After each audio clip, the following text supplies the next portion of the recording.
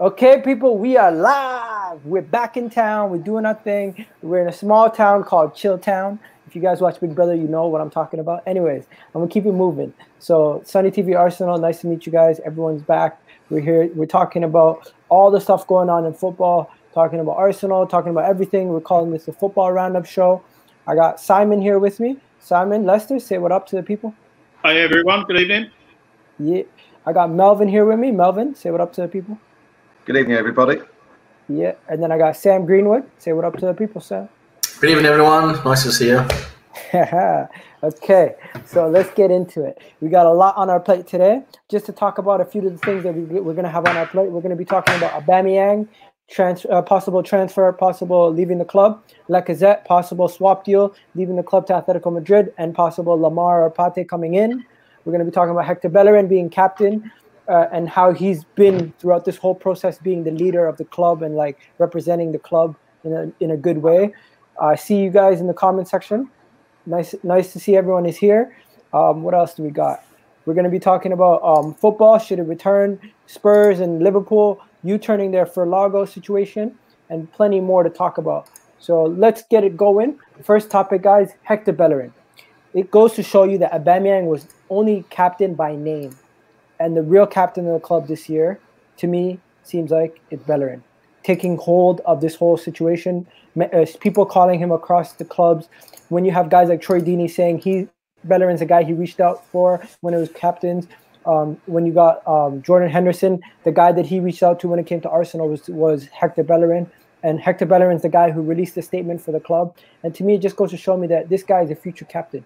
What do you guys think? I'm going to start with you, Simon. Well, there's a few ways of looking at it. I mean, initially, if you've got a contract that's got stuff written on it, I think you're pretty much bulletproof. So the club can ask for what they want, but what they get will largely, it could go to court or something like that, because you'd be in breach of contract if you turn around and say, well, no, I'm sticking with what I've got. Now, the reason the club have asked for that is obviously they're losing revenue because there's zero match day revenue at the moment, and you would have to say going forward it doesn't look like we're going to get Champions League qualifications. So they've dangled that carrot under their nose, saying, you can have all this money back if we qualify for the Champions League. Well, as we stand at the moment, there might not be another game played. So that's a big sort of up in the air speculative subject. So there's clearly a bit of should we say, tension between the club and the players. Now, I would think the players are all going to stick together. They're going to stay as one. They're not going to break ranks, and someone's not going to say something individually. So it's going to be a group by all the players against whoever's representing the club in this particular thing. So I don't see any quick resolution with this. Whether it's right or not, you can look at it two ways, can't you? You can say clearly, I think wages are hurting us without Champions League.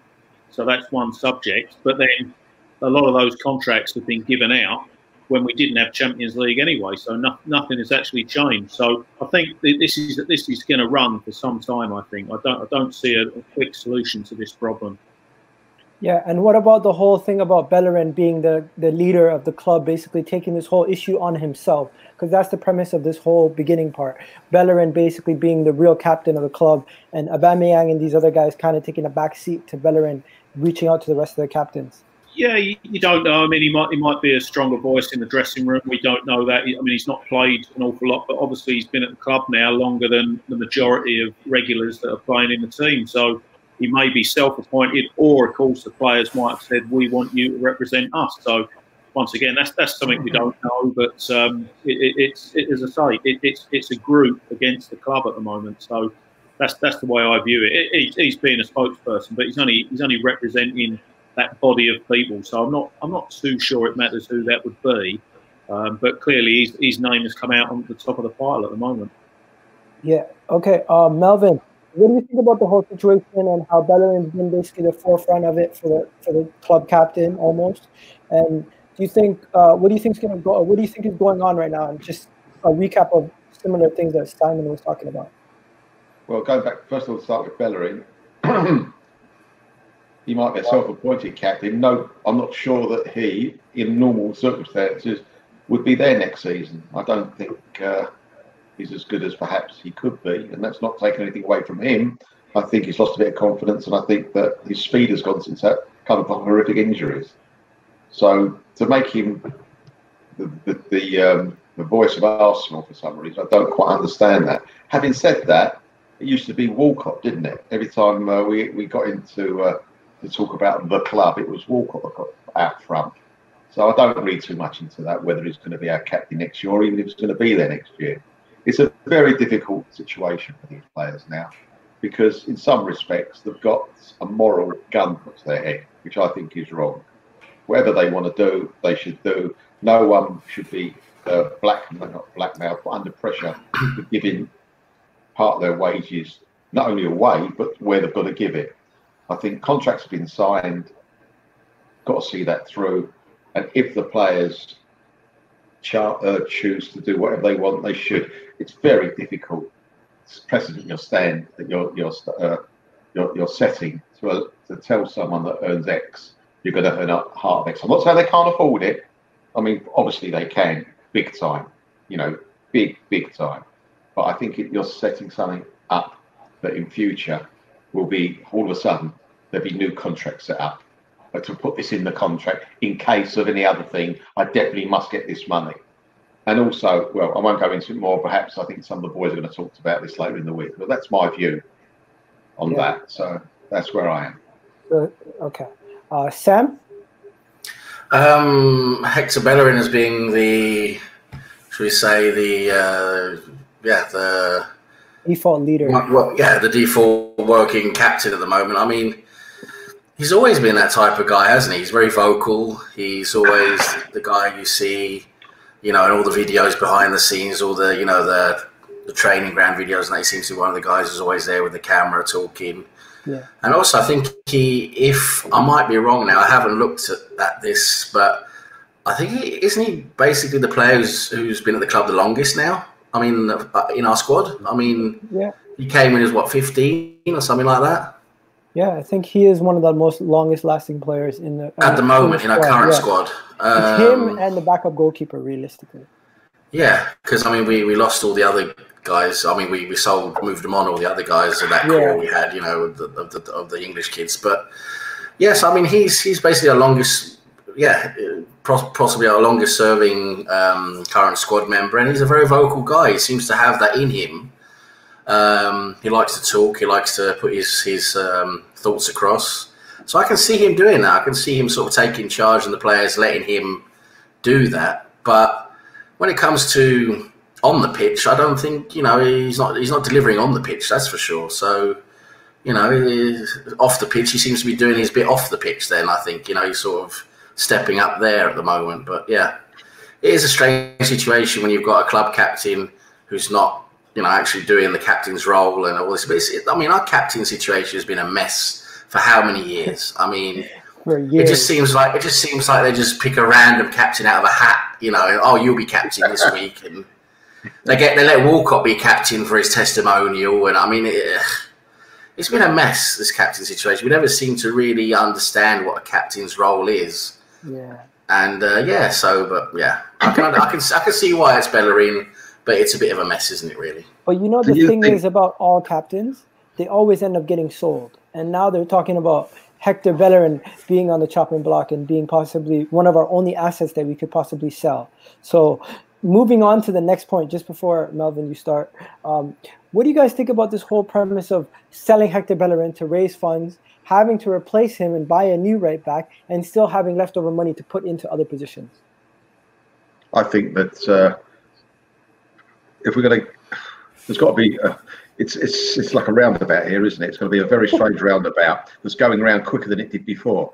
You won't have the time, you won't have the money, things are going to move much quicker.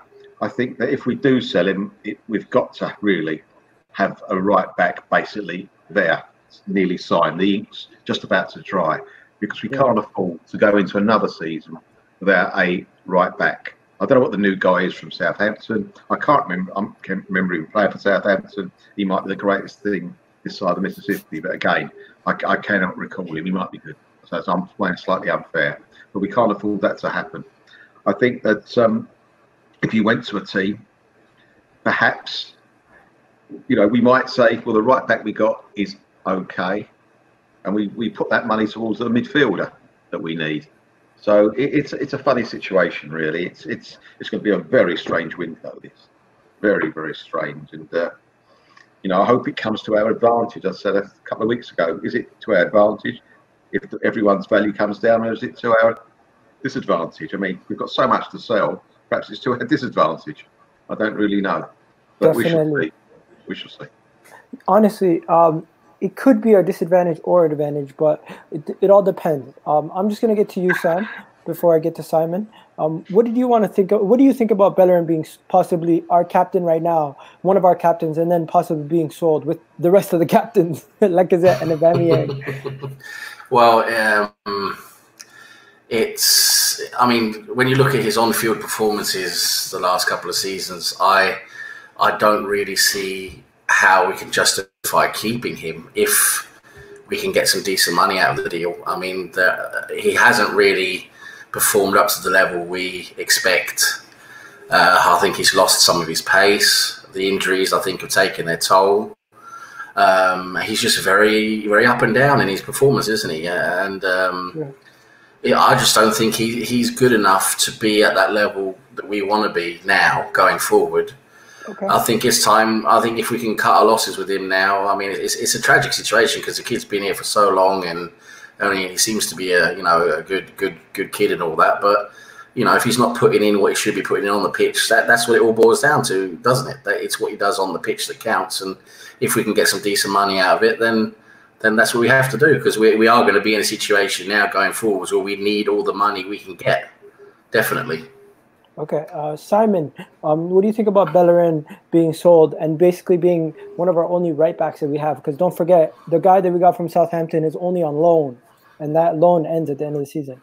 Well, one thing that nobody's actually picked up on is I think he actually counts as a homegrown player as well, as far as European competitions count, because he's been there that long. So you would lose another homegrown player. So that's something that, believe it or not, you've got to factor in when you're signing people. It's the old adage. To me, every player's got his price. For me, if he gets offered a really good sum, then we sell him. I think you can cope more sourcing a right back than what you can a centre half or a centre midfielder. So I think maybe there's a little bit more scope to move there. But he hasn't been the same player probably for the last 18 months, 2 years. But who knows? I mean, you know, next season, if he was clear of injury, he might be great again. But as I say, I don't know how long he's got left on his contract anyway. I think Bellerin, I can double check that, but I don't know exactly how much he has left on his contract. One person we do know how much he has left on his contract, though, is Aubameyang. And I was just going to move on to this, Simon. There's been a lot about Aubameyang leaving the club. Aubameyang leaving, he wants to leave. You have the Gabon president saying Aubameyang has to leave. He needs to be more ambitious. Then on the other side, you have, what's his name? Paul Merson, or whatever his name was. You guys know whatever his name was. Yeah, he's that guy who sometimes talks good about Arsenal, sometimes talks bad about Arsenal. There's a debate if he's even an Arsenal fan. He did play for the club, but he is a Chelsea season ticket holder. Am I mistaken? But yeah, that's something else that we can talk about on another day. But Aubameyang to Real Madrid is the big story. Aubameyang to Barcelona is another story. But if Aubameyang were to go to Real Madrid, there is also a story where Arsenal would be gladly taking back Luka Jovic's deal, and possibly would even put money on top to get that deal over the line, if possible. What do you think about that? I'll throw it to you, Simon. I mean, I'm not in the slightest bit interested what the president of the Gabon Football Association is going to do. I mean, they don't ever qualify for anything, do they? So, I mean, that's just like someone in the group saying something, with all respect to him. But, I mean, yes, clearly, you can't argue with his goal scoring prowess. You know, he knows where the back of the net is. He has missed a few sitters over the years, but what striker hasn't? He's 30 years old, so he'll be 31 next season.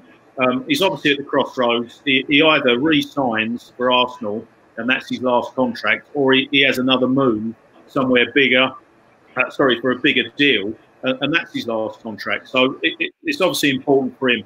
For me, what did we pay for him? 55 million. If you could recoup that cash either in a player plus cash transaction or sort of swaps and stuff like that, at this stage, I don't think it's a bad deal, because ultimately you cannot let him go. We've got another Ramsey situation. He's either got to be sold or he's got to re-sign. There's no other option there. We can't sit around letting players let their contract go down. So to me, I'd say I'd be 80% sure that he's probably going to go. Yeah, when you hear reports from every single angle he's going, and he's yet to say, I'm not leaving. He's just said some of these rumors are not true, because there's been stories saying Aubameyang requested to leave, Aubameyang requested to this. He's poo-pooed those stories, but he's never said he is staying. So until it comes out of his mouth, I'm never going to believe anything. It's of no advantage to him to say anything, is it? Saying nothing is the best course of action, isn't it? Because you don't want to lay your cards on the table one way or another. 100%, 100%. Melvin, I'll throw it to you. What do you think about the whole Aubameyang to Real Madrid? And would you take the swap deal? And do you think it's even realistic? I think it's realistic. Would I take it? Yes, the guy's younger. He scored some fantastic goals for us, Aubameyang. But his age, you've got to think we've got to build a squad for the next few years. Yeah. And he won't be part of that, I'm afraid. He ain't going to be there when he's 33, 4, 5 stroke. Yeah. You know, as good as he is. He's going to lose that pace, and the pace with him is a big deal. I would definitely sell him to get another younger, perhaps not as good at the moment, centre forward, striker. It might work in our favour the way we play the game. So yeah, I wouldn't. You know, I think he's been very good for us. And we miss him to a degree. Sorry. Don't you think though Aubameyang uses his brain a little bit more than Lacazette when it comes to how he plays football, compared to where Lacazette is more of like a physical guy? He's a better player than Lacazette, definitely. Much better player, both in goals and the way he moves around the pitch. And he's more efficient, if you like, than Lacazette. Lacazette does a lot of running, a lot of hard work. You can't fault that. But goals against that, whatever he puts in, doesn't really equate to the way Aubameyang does it. Aubameyang, you don't see him for a long time in the game. All of a sudden, they pop up and get a goal. And I'd rather that than someone tirelessly working, you know, the wrong end of the pitch. So, no, I mean, he is a better player than Aubameyang. Yeah. Aubameyang's a better player than Lacazette. If we had to sell them both, fine. I'm not bothered about that. Okay. Sam, what do you think about that swap deal? Is it realistic? Would you do it yourself? Would you take it? And do you think Aubameyang even wants to leave? Aubameyang, I don't want him to leave, really. I still think he's got to see at least a season or two in him, scoring a lot of goals. But got to look at it from the perspective of his contract and everything. You know, what kind of contract would we be offering him? Would it be another, you know, Ozil situation, that type of thing? I don't think we're really in that. I think going forwards now, we're going into an unprecedented time now where we don't really know what's going to happen. I mean, financially, there's a lot of uncertainty, and this is really affecting the clubs, I think, behind the scenes. I think we see some cracks opening up with what's been going on, and yeah, I mean, I think we're gonna need to recoup some money. I think that's what Kroenke's going to want to do. He's going to want to recoup as much money as he can while maintaining a decent squad. And yeah, I can see us selling Aubameyang, Lacazette, and if we can get someone coming the other way for them in a Partey or a Lemar from Atletico Madrid, or Jovic from Real Madrid, some other good attacking young player from Real Madrid, I can see that happening, and we can buy in someone else to back up that as well. You know, we're Arsenal. I mean, the club's always going to move forward. Players come and go. The club's going to move forward, and we normally always have a very good striker. That's one position we normally fill up very well is a striker position. So I can see Arteta, if we need to let Aubameyang go, we'll fill up the position with someone good. I think we would prioritise that position. But yeah, I can see Aubameyang going. I don't want him to go, but I can see him going. We got Joseph here. The question is for Melvin, but I'm gonna throw it to everybody. If everyone could just name one player they would sell and try to name a different player each, and just give like a quick synopsis on why you do that. So I'll start with Melvin because the question's for you, Melvin. Which player would you sell right now, and try to break it down like quickly why you'd sell him. I'll sell Lacazette because you get decent money for him, and he hasn't brought anything to the team for the last year. Simple. Oh wow, player of the season, but it's okay, Melvin. That's your guy. Okay, Sam, I'll throw it to you. Xhaka, get rid of him. No synopsis needed. That's it. Goodbye. Okay, Simon Lester. Well, yeah, let's be a bit controversial. See what the panel think of this. Yeah, I'd be quite happy. I'd be quite happy to get rid of Aubameyang and Lacazette for different reasons. Yeah, and start next season with Martinelli and Nketiah up front. If it meant we got a complete new midfield starting on day one next season. So sell those two, one because the contract situation, one because the other one has been less effective. Yeah, we've got two strikers. Maybe we could get a cheap one in from somewhere else, but we build a whole new midfield. That would be my sort of scenario. A lot of people honestly there would be uproar if Aubameyang and Lacazette left. But if we went and got Thomas Partey and went and got an Upamecano and then went and got like a Papa Gueye from the French second division, you guys probably heard of him. He's a big up-and-coming player. He's similar to Idrissa Gana Gueye that used to play for Everton. That kind of mold of a player.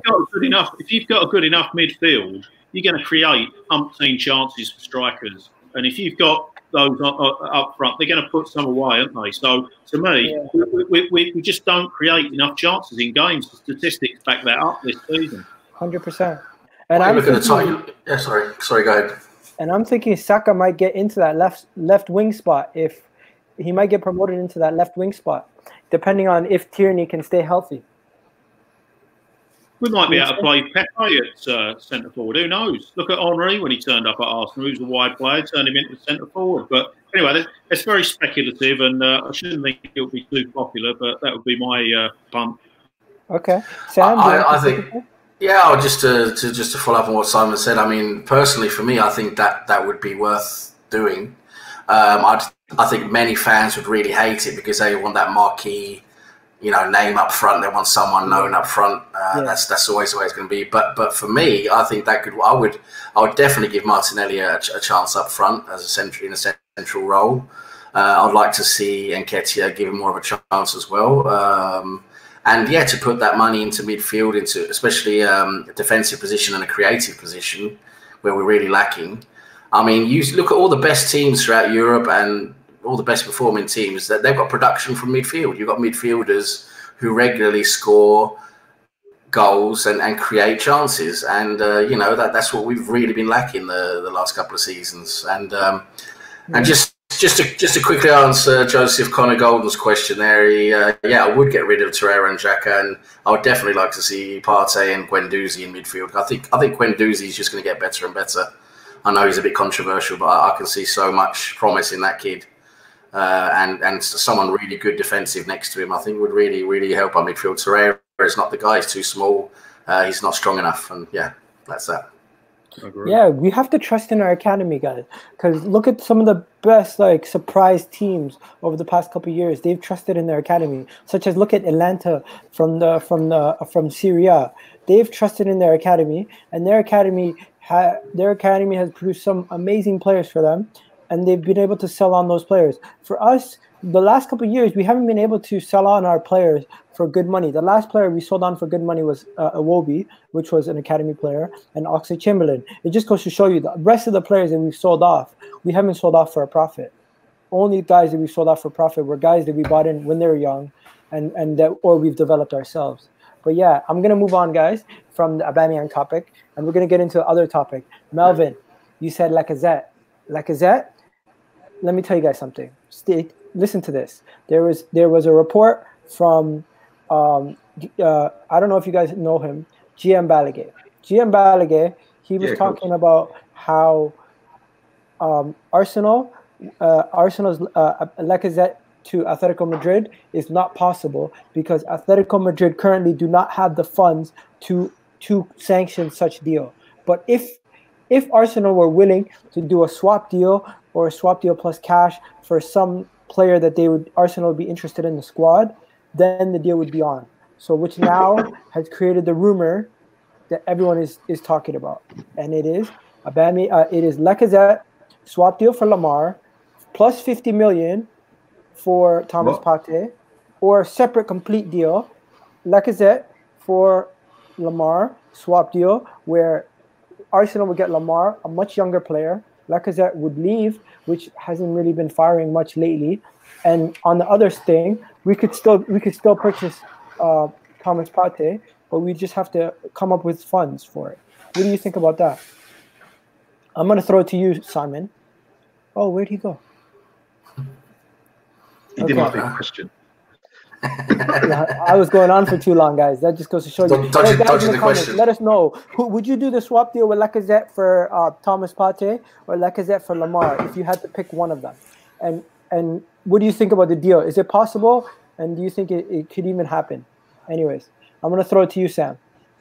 I would swap in a situation where a swap is on the cards. I would swap for Partey instead of Lamar. I think we already have players who can work in that position where Lamar plays. I think Partey is more the type of player we need in that deeper lying role. I think the swap role is probably more likely due to, I think, the problems coming now financially for clubs. I think if clubs can do swap deals, I think they're going to prefer that.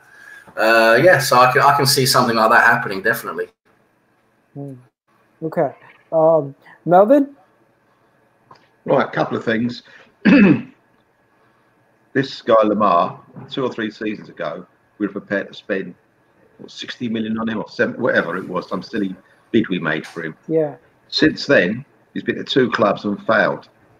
Why do we think we need him? Also, wasn't it one club?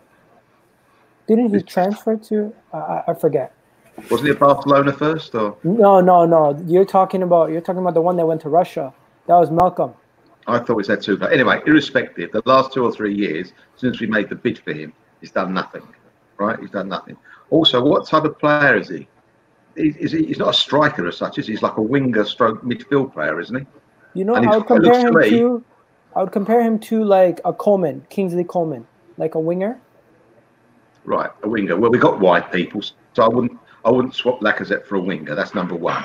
And number 2, Partey. Haven't seen much about him, but everyone raves about him. If he's that good, I've got news for you. They ain't going to sell him. Oh, okay. I will tell you, Melvin. They have 2 midfielders that are really crucial to their squad, and they've said that they don't want to sell Saul, but they're willing to sell Partey in order to keep Saul for another season. So they have a situation where they have 2 really good players, but one player they value more. So they're willing to sell Partey in order to keep Saul. And they are a selling club right now because they're in a situation where they cannot financially afford to spend big money like they did last summer, where they spent on Felix ridiculous amount of money that still has not. He was a 100 million plus player, and he's not produced. So imagine we're talking about Pepe, but these guys paid 130 plus for a kid, and he's still not produced on the level they want him to. Anyways, we got Simon Lester back. Melvin, I'll let you finish. Technical problem. Yeah. Right.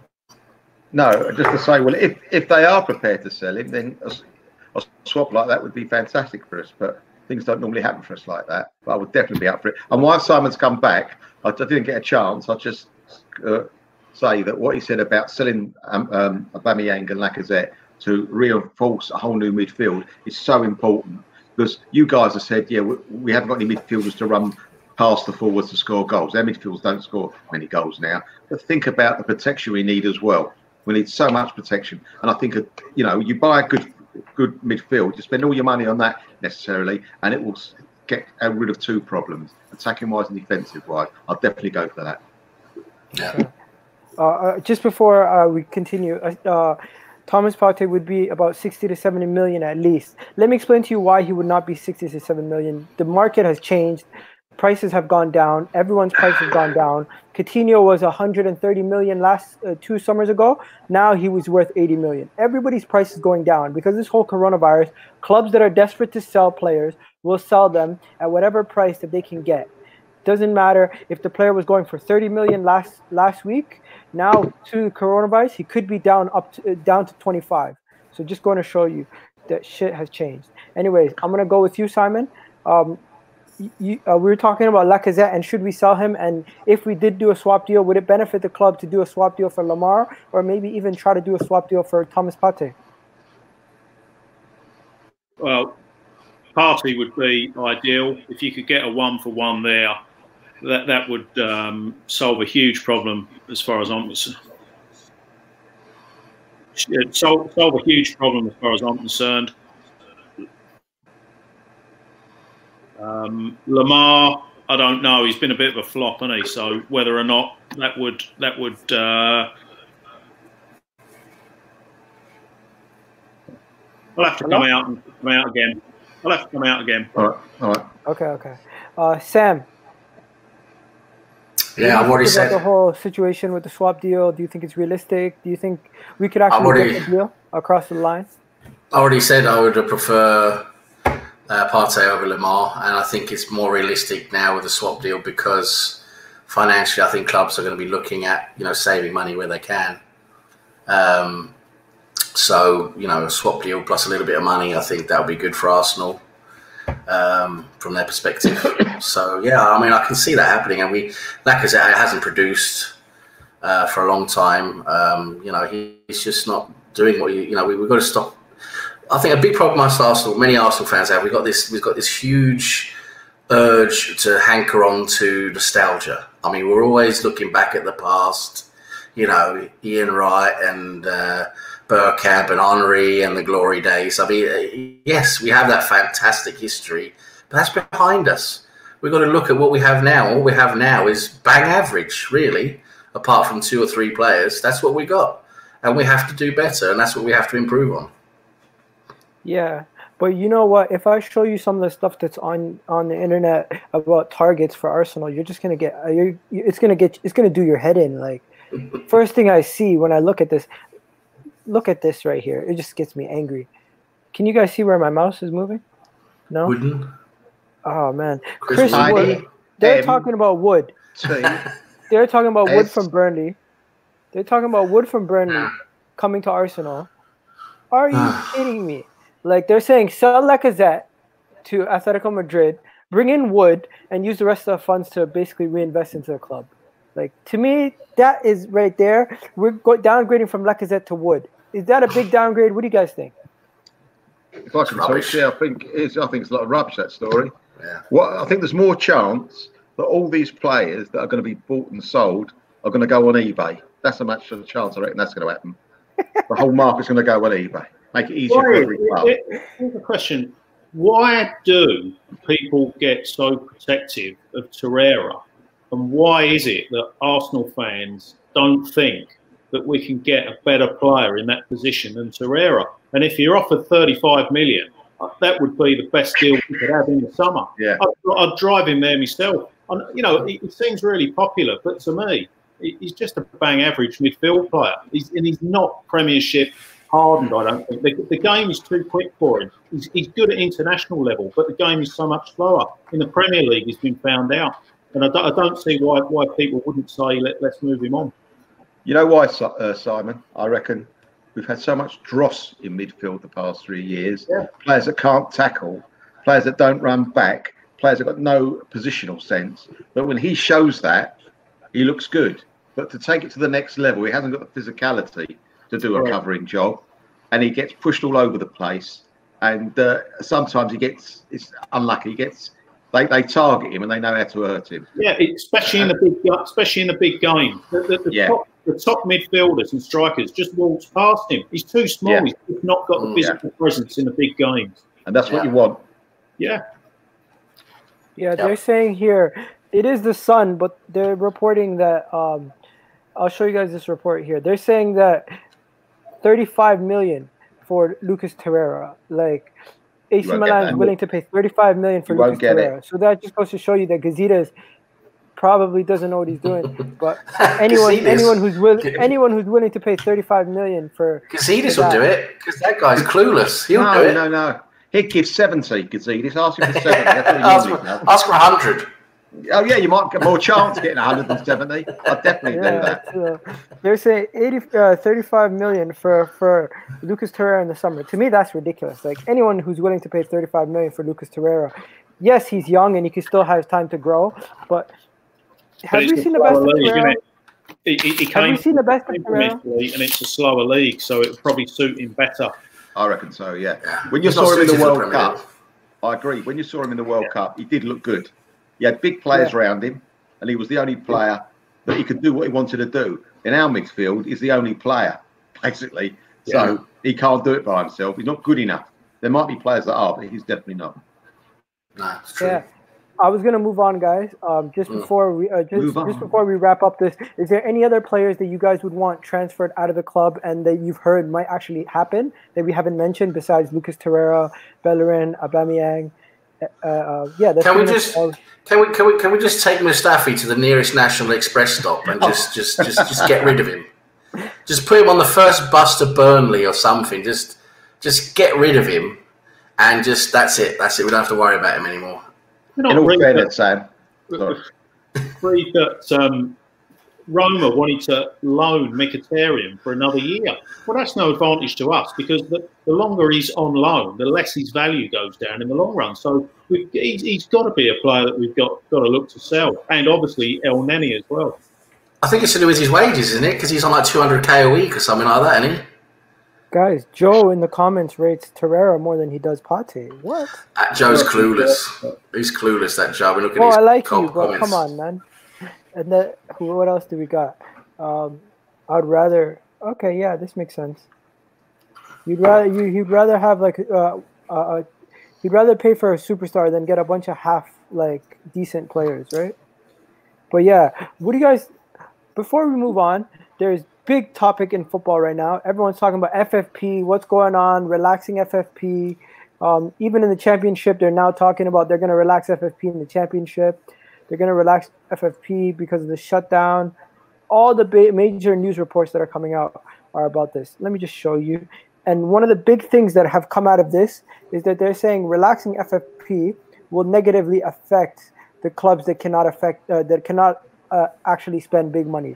Like Arsenal, you got Tottenham that won't be able to spend big money. But then you have PSG, Man City, Chelsea, who have big cash reserves that they could spend all the money they want in the world and basically blow everyone out of the water this window and treat it like what Abramovich did back in 2004, if you guys remember, where he just started paying for everybody, doing craziness, and what Man City did when they came in, just paying crazy money for everybody.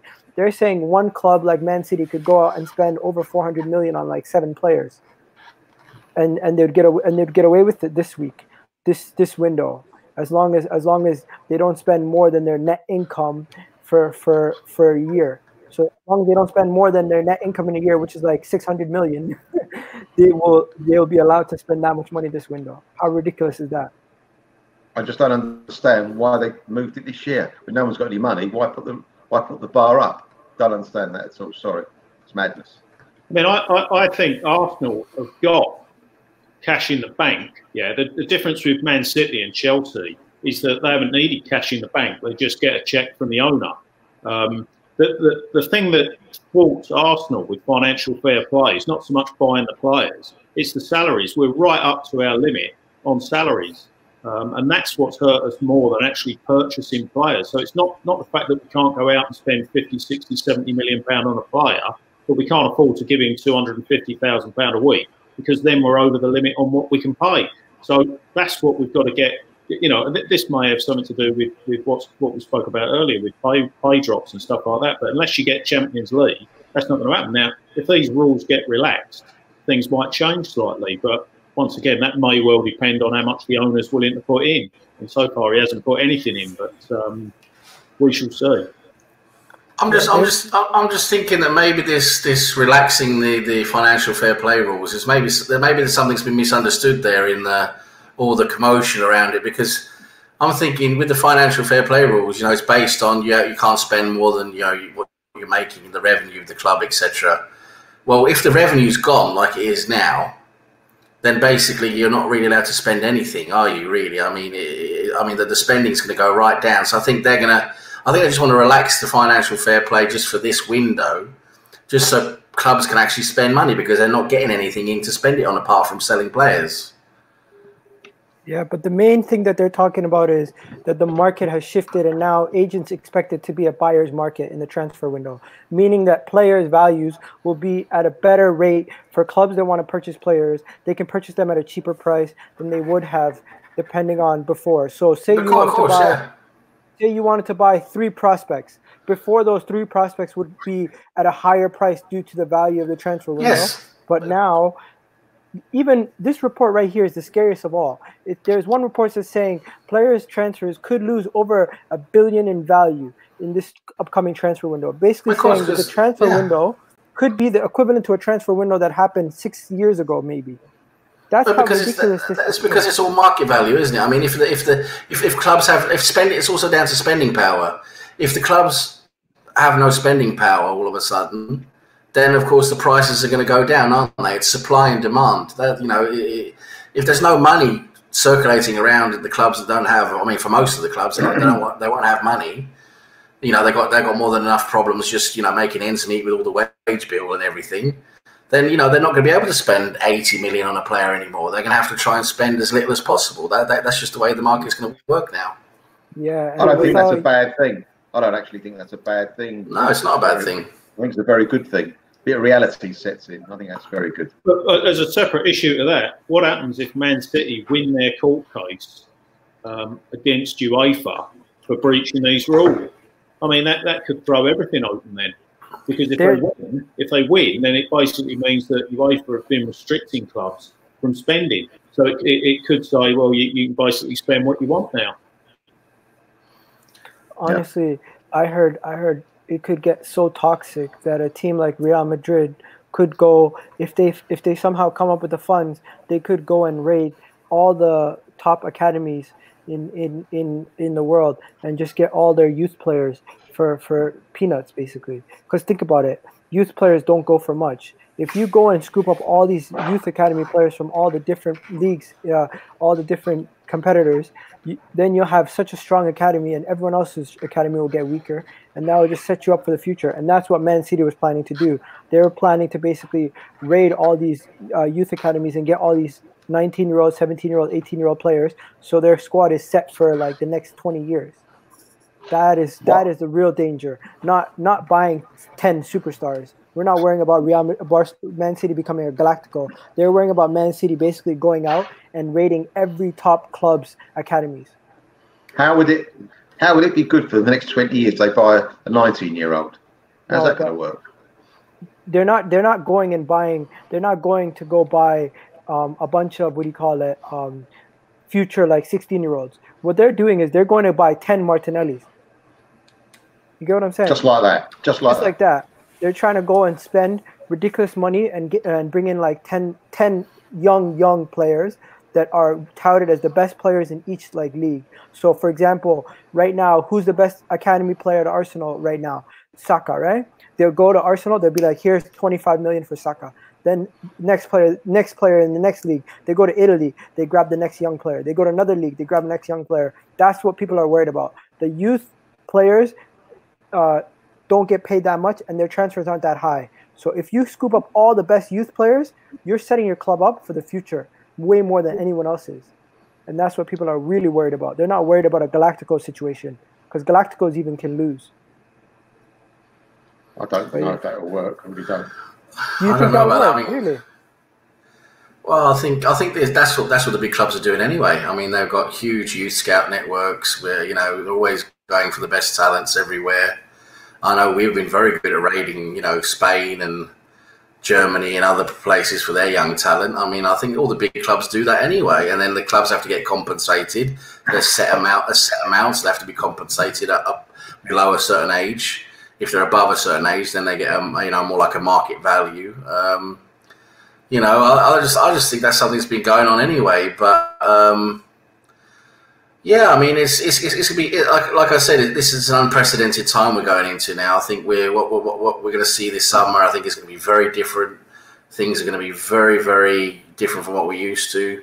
It's going to be interesting to see. I mean, if there's going to be money there to actually spend a lot of money, even relaxing the financial fair play rules, I think that's just to enable clubs to use some of their reserves, you know, and actually spend money that's not based on income, not based on revenue, because there is no revenue basically at the moment. So, you know, I think it's just basically to let clubs be able to spend a bit more than what they're thinking that they could spend within the financial fair play rules. So it'll be interesting to see. It's very difficult to say, but I can't see one or two clubs going out and spending that amount of money, 2, 3, 4, 500 million pounds. Not after what's been going on now. I just don't think that's possible.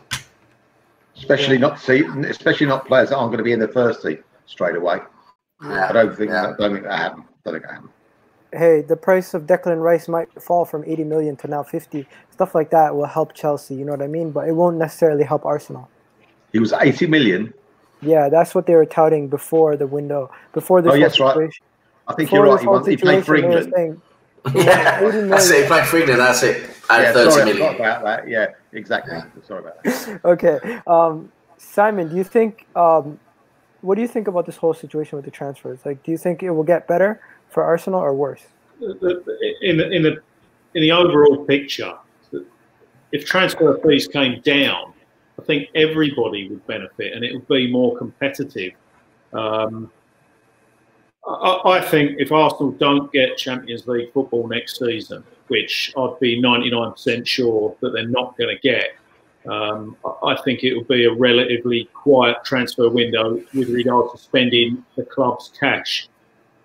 As far as selling and then rebuying, I think that's going to happen. And you've said who the two sort of prized assets are. I think they've got to. I said a few months ago, I can't believe that Arteta came into Arsenal and wasn't promised that in the summer he'll get a decent wedge to spend on the squad, because he clearly is not happy with what he's got. He's improved what he's got, which is really good. But to go any further, we need more surgery. So to get that surgery, it needs money. So there'll be some there, but what this has done to that money, I don't know, because clearly now with what's come out today about the club, them asking them to take a pay drop, that's not good news, is it, as far as summer spending is concerned? So I'd be sceptical about how much money we're going to spend in the summer. I'll be worried, Simon, that, and I might have said it a few weeks ago, that this situation, if they said to the Arteta, look, you've got X amount, we're going to give you, I don't know, 150 million plus what you sell, 100 million plus, they might turn and go, look, now this has happened, mate, all bets are off. And that is a big worry. Yeah. Yeah, that is the biggest worry. Going on to that, now that this whole situation has happened, what does the club come around and say? Hey guys, every club in the world is asking for pay deferrals, but Arsenal Football Club is asking for you guys to take a pay cut. Not only to take a pay cut, but we're going to put a stipulation on it. You only get that money back if you qualify for the Champions League. But that's okay if you put that in place at the start of the season. But you can't put it in place when the odds are stacked 95% towards the club, I would say. Because, as I say, we'd have to win virtually every game, I think, to finish fourth. Yeah, and we also, Simon, we've had to hopefully have teams that we've played against, played unregistered players. Then we might have a chance. Get points back. I think legally, if that's actually true, and they're actually going to attempt to offer that to the players, there's just no way they're going to accept that, because it's just the odds are just so much stacked against them. I think from a legal perspective, contractually, it's very contestable, because you're adding in a clause there that is virtually impossible to achieve, and the clause is so important. It's an integral part of their pay packet. So to me, that would be a legal nightmare for Arsenal if they actually tried to do that. I just can't see them adding in that clause for this season, but maybe for next season. They'll say, okay, we want a 12%, 12.5% drop along the line for next season, but you get that back if you qualify for the Champions League next season. Maybe that's the way they want to look at it. The thing they say is, let me bring it up on the screen, guys, if you guys, so everyone can see it. The thing that they said was they wanted a 12.5% pay cut, right? And if you guys can see what's on the screen right now, they said it's about 25 million pay cut, where all the players combined would be losing 25 million, and the club would be benefiting 25 million in savings, right? And when you think about the grand scheme of that, they're basically telling these guys, we're going to take 25 million from you, no promises, and if you guys are still at the club, you take the cut, but if you guys get sold, you get your money back. And the players basically said no. If you can see, there's one article down here explaining what the players actually wanted. The players actually want to take a pay deferral. They don't want to take a pay cut. They want a deferral. So you guarantee that money is coming back to them maybe later on, or filtered back to them eventually. But for them to take 25 million basically pay cut from the players, giving them no guarantees for them ever getting that money back, to me that's just ridiculous. What they've done as well, which I haven't spoken about, and you haven't got it down there, they said they will give it back to them if they qualify for Europe, and they will double this year's this year, and they will double their wages if they win the league. So that's not a bad one either. Well, so what you got to look at is that how many people on here or listening in the comments would be willing to take a 12.5% pay rise? The answer is going to be none. And then going on from that, 25 million savings. Well, sadly, that 25 million wouldn't be going in the transfer budget. That's just for operating expenses, which is probably what they're going to lose over the last month and the remainder of the season, especially if the games are played behind closed doors. Yeah, I don't know how many of you guys played Football Manager, but whenever I play that game, I have to carry a deficit in my bank account because I always go over the spending limits. But in real life, I don't think they carry around like 200 million just in case you overspend on a couple of players.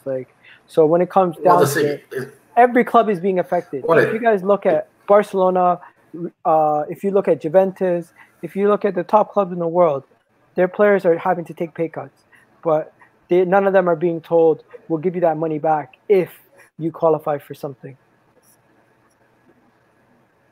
Yeah, go ahead, Sam. Not good. The thing is, it's down to this is business. This is business. So you look at the way the club's operating. The money's coming in, the money's going out, and what it is at the way things are going at the moment, I don't think it's sustainable for a lot of clubs. The wage bill is so high, and with no money coming in now, it's just not sustainable. And going forward, their projections, I think they're seeing that they're gonna be losing money. And it doesn't matter if you've got 200 million or 100 million or 500 million. If you're operating at a loss, if you're losing millions every month, eventually that money, that cash reserve you have is going to disappear. You're not going to have any value left in the club. So you've got to make those cuts. They're essential to be able to operate properly and you want to operate at least break even or, get a profit. And that's the only way you're going to do that is by cutting. And for me, you cut from the people who have the most to give. That's the football players. You've got players on 200k a week, 350k a week. You're going to take money from them, not from the woman sitting in the ticket office at Emirates, on 20k a year. That's the right way to do it. But you can clearly see that Arsenal clearly didn't budget being out of the Champions League for 3 seasons, and this is hurting them, and it's hurting them in a big way. Also, exactly. This also, gentlemen, highlights how we've wasted money over the years. Even without the European. Show on that, Melvin. No, but I'm saying it just highlights it. You're talking about 25 million, which sounds a lot of money, but we've wasted about 10 times that over the last few years on ingoings and outgoings. So it just shows up the club, what they really are, how bad they've really done. Guys, if you want, we could do a whole show on this, but I could just name some players. Like, for example, last transfer window, we got Nicolas Pepe, William Saliba, Kieran Tierney, David Luiz, Gabriel Martinelli. all of those were right now look to me decent investments. Last window, we spent 14 million on Socrates. We could have bought a younger center half for that same money in Soyuncu that Leicester bought. But what did we do? We ended up spending the money on Socrates, right? Then you go the season we got Aubameyang, we got Mavropanos, Lacazette, Mkhitaryan.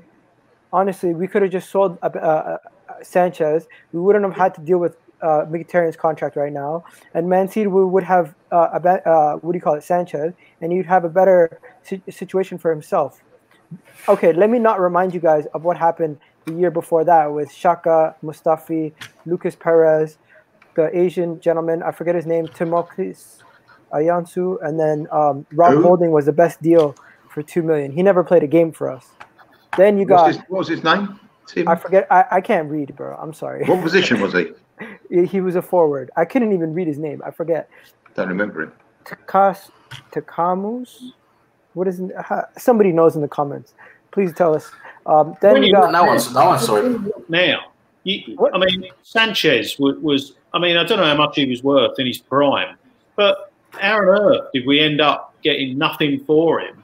We got Mkhitaryan, who's worth 30 million. Like, who got the bet? I know he's been unsuccessful, but we've been better off just keeping him for another bloody year. But I mean, we really got done over on that when we could have sold him for 55 million to Man City. Yeah, this is the guy I was talking about, guys. This is the guy I was talking about. What do you call Never it? heard of him. The year that we only got Petr Cech. We went out in the January window to solve our issues, and we got Mohamed Elneny for 11.25 million. That was in January. Did we buy him in January, or did we buy him in the? I forget if we bought him in January. Doesn't matter. We bought him, didn't we? Okay. Before the Petr Cech season, we spent a lot of money on Alexis Sanchez. We spent 18 million on Callum Chambers, 18 million on Danny Welbeck, 13 million on Debuchy, 13 million on Gabriel. Oh my God, from Valencia. Yeah. Gabriel P. And then the biggest kicker of all, we spent another 5 million on David Ospina and Christian. What's his name? Bielik. So that window, we spent. Oh my God. Alexis Sanchez, Callum Chambers, Danny Welbeck, Debuchy, Gabriel, Ospina, and Bielik. 130 million almost. And how many of them were successful? None of them are still on the team except for Callum Chambers. Bielik was sold for a loss. No, for a profit. We sold him for 10 million at Derby, didn't we? Oh yeah, he was on profit. Ospina was purchased for 3 million. How much was he sold for? Something across 5. Gabriel, we sold him for how much? We purchased him for 13. I'm pretty sure we took a loss on him. No, small loss on him. We took, yeah. Danny Welbeck, we got rid of him on a free. Alexis Sanchez, we got rid of him on a free, basically transfer. Yep. Debuchy, we got rid of him on a free. So it just goes over a very short period of time. And Perez. Yeah, this just highlights just how poor we've been for many, many years. Not only buying, but giving out contracts as well. Yeah. We could do a whole show on this. Yeah, I think we might as well do a whole show on this whenever you guys are ready. We're gonna cover this on a whole show. Just go. We'll do each window, ins and outs, and we'll for the past where we are. You can't change it, but you'd like to think that we learn from those mistakes going forward and don't put ourselves in that position again. Yeah. Can I ask you a question, kid? Yeah. If we do a show on that, why do we want to depress ourselves? Yeah, it's almost like I'll be crying after half an hour. The tears will be coming down my cheek. Hey man, I watched the Sunderland documentary, and this was when I was watching the Sunderland documentary. They were talking about how every year they kept plugging holes, and they never actually fixed the issues. And to me, we just sound like we just sound like a higher value version of what Sunderland's become. For them, relegation is the situation. For us, not qualifying for Europe is basically our relegation, because it's brought us down to a level that we never were before. First, it was not qualifying for the Champions League. That was our first relegation. dropping down to Europa League status. Now our second relegation is dropping out of Europa League status. What's the next relegation for us? Getting into the top, getting into the bottom 10? Like, oh my God. Anyways, Vegas Gooner, we got a super chat for the first super chat of the day. No fan of Emery, but Wenger left him a mess. 100%. Everyone knows that. What do you guys think about this, guys? I think that he used to give consistent 7 out of 10 performances. Oh, sorry, I thought you meant El Neni. Sorry, I misread it. El Neni. Yeah, but Wenger did. Yeah, let's try. Rewind. Lucky this is not live. Yeah. No, at the end of the day, Emery was with us, what, a year and a half? Yeah. Even though he was left with a mess, and he was left with a mess, he didn't improve it at all. In fact, it was probably, we were playing worse football. The team had lost confidence in themselves and in the manager. So I'm not giving him a free ride, Emery. I'm sorry. No. Okay. What about yourself, Simon? Yeah, I mean, I think it was pretty, wasn't obvious, but whoever was going to come in after Wenger was destined to fail anyway, I think, because the fans wanted Wenger out, but I think Emery just bit off too much, more than what he could chew. The PSG got rid of him, and possibly it was a bad appointment. But there's no doubt about it. What happened behind the scenes didn't help him, but he also was 50% responsible for ultimately his failure. Okay, I'm gonna just move on to the next topic if you guys are okay with that. Did you have anything else to say about it before we move on? No, it's different. Okay, we're gonna get into other depressing topics. This is the Premier League returning, and they're saying the Premier League will return. It could return and have several games played at Wembley. The FA have been speaking to the Premier League and basically saying that they will offer up Wembley to help complete the season, and they'll also offer up St. George's Park to help complete the 2019-2020 season, possibly at Wembley, possibly at St. George's Park, possibly even in the capital. They might play all the games. So Chelsea might be volunteering, Tottenham might be volunteering, Arsenal might be volunteering. All these clubs within the capital might be able to volunteer their stadiums to help complete the season. So what do you guys think about that? Right. Why has it got to be played in London? Why on earth have Liverpool? Go ahead. And all the teams up north or Midlands team, why on earth have they got to travel to London or watch a game? They're going to do it like that rugby league weekend. That's what they want to do, isn't it? They want to have game after game after game like that to make a bit of a jamboree of it, I presume. But what, without the fans, you mean, Simon? Yeah. Yeah, behind closed doors. Behind closed doors. They want to do it without the fans, behind closed doors, and they want to do it in like a World Cup. Like, when you imagine when your kid has a football tournament. The football tournament's like 2 days. They play all the games in the tournament, everything within a closed, confined space of 2 days, right? So what they're trying to do is basically a big football extravaganza. It's like almost like March Madness. If you guys know anything about NCAA basketball, they have like a tournament with 64 teams, and they finish it all within like a 3-week span.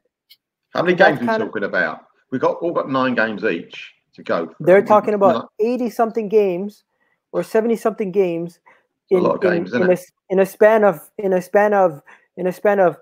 every week. You have 2 games, possibly 3 games in a week. So you could play Sunday, you could play Wednesday, and then you could play Saturday. You could play Sunday, Wednesday, Saturday. Why can't they play, if they're going to have it all in the same area, why can't they play 3 games a day?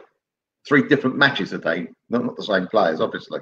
I think that's what they are looking at doing, Melvin. Yeah. Yeah, I'm not going to do one a game, are they? One team a day, are they? The problem is those types of setups where all you're relying on like fan participation and stuff like that. I mean, how depressing is it going to be watching live games on the telly with no fans there, no atmosphere? And you can hear someone coughing behind the goal who's got a camera or something like that. It's just not going to be the same, is it? No. Oh, they might do what we did a couple of years ago and have paint figures behind the goal around the stadium. It's clearly a desperation to get the season finished, isn't it? But I mean, whatever they're going to do, the longer it goes on, it's going to impact on next season. And the other thing is, are the players meant to have a little bit of a pre-season now? Because none of them have been together or anything like that. So you're expecting them to turn up and within a couple of days be up and running again? I don't know. It's a statistical nightmare what happens here, an absolute nightmare. But where are we now? We're middle of April. So let's say nothing at all is going to happen for another month. So that takes us around the middle of May when the season should be finishing. What happens with the likes of the cup final? We're going to have the cup final played at Wembley behind closed doors. You know, the showpiece game of the competition. I can't. It's just not going to be anywhere near like what we want to see. Okay, we're gonna just before we finish off, I'm gonna show you guys one more thing. Football needs to have a creative solution to basically resume play, right? So let me break the. Gab Marcotti breaks down on his ESPN article here how Germany actually is planning to do theirs. They're basically going to have games behind closed doors. They're going to have the TV staff, everybody, like the physio, all the people there.